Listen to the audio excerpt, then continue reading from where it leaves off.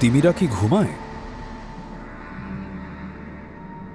তিমি এবং ডলফিন স্তন্যপায়ী প্রাণী, যারা নিখুঁতভাবে পানিতে নিজেদের মানিয়ে নিয়েছে। অন্য মাছের মতো কানকো দিয়ে নয়, তিমি এবং ডলফিন আমাদের মতো ফুসফুস দিয়ে শ্বাস নেয়। কাজেই বাতাস জমিয়ে রাখতে তাদেরকে নিয়মিত পানির উপরে উঠতে হয়। পানির উপরে ওঠার সময় প্রতিটি নিঃশ্বাস তাদের গতিবিধির সঙ্গে সমন্বিত হতে হয়। আর এসব কারণে তিমি এবং তিমি জাতীয় প্রাণীরা উন্নত নিদ্রা কৌশল আয়ত্ত করেছে। ডলফিন সহ অনেক সামুদ্রিক স্তন্যপায়ী প্রজাতি যখন ঘুমায় তখন তাদের মস্তিষ্কের কেবল অর্ধেক অংশ নিষ্ক্রিয় থাকে। নিয়মিত বিরতিতে শ্বাস নিতে উপরে ওঠার কথা মনে করিয়ে দেওয়ার জন্য বাকি অংশটা জেগে থাকে। শুধু তাই নয়, তারা একটিমাত্র চোখ খোলা রাখে। সাধারণত মস্তিষ্কের যে অংশ জাগ্রত থাকে তার বিপরীত দিকের চোখটা। গবেষকরা আবিষ্কার করেছেন এই আধো ঘুমের বদৌলতে প্রাণীগুলোর একটি বিশ্রামের পর্যায় থাকে, এমনকি যখন তারা সক্রিয় থাকে তখনও।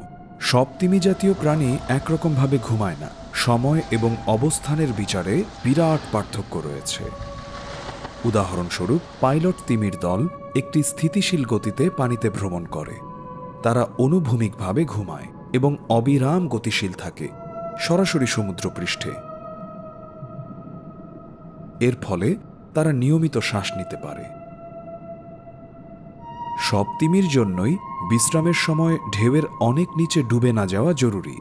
সে কারণে কেউ কেউ উল্লম্ব অবস্থানে পানির স্তম্ভ বরাবর সমুদ্রপৃষ্ঠের কাছাকাছি ঘুমায়। এর ফলে শ্বাস নেওয়ার জন্য তাদের ওপরে ওঠা সহজ হয়। পর্যবেক্ষণে দেখা গেছে কুঁজো তিমিরা পানিতে মাথা নিচের দিকে দিয়ে ঘুমায়।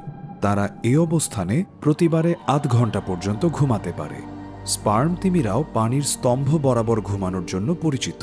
তারা সমুদ্রপৃষ্ঠের ঠিক নিচেই দলবদ্ধভাবে মাথা ওপরের দিকে দিয়ে নিজেদের সাজায়। তাদের এক ধরনের নিজস্ব সতর্কতা থাকে, যা নিশ্চিত করে বাতাস ফুরিয়ে যাওয়ার আগেই যাতে তারা ওপরে মাথা তোলে। কাজেই স্পার্ম তিমিদের মস্তিষ্কের দুটো ভাগই একসঙ্গে ঘুমোতে পারে, ঠিক মানুষের মতো।